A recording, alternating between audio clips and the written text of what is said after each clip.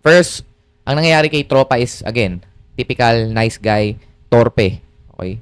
Typical nice guy, torpe strategy yung ginagawa niya. Na ginagamit niya yung good behavior niya, okay, to manage yung internal anxiety na nararamdaman niya. Okay? Kasi itong internal anxiety na to is meron siyang fear na baka hindi siya magustuhan ng babae, baka mawala tong babae, baka hindi na siya maging attractive sa babae. So ngayon, meron siyang nafe-feel na anxiety sa kanya. So ang ginagawa niya, ginagamit niya yung pagiging mabait para magstay yung babae sa kanya. Okay? Akala niya kapag consistent, clear, sincere siya sa babae is magkakaroon siya ng problem-free relationship na walang magiging problema.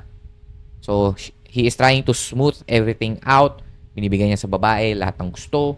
Ganyan, na nagiging mabait lang siya.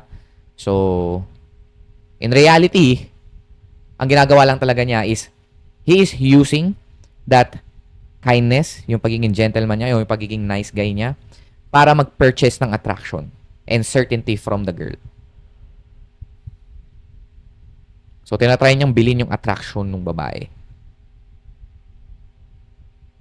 So, for me, yun talaga yung nangyayari talaga sa kanya kung bakit na-turn off yung girl.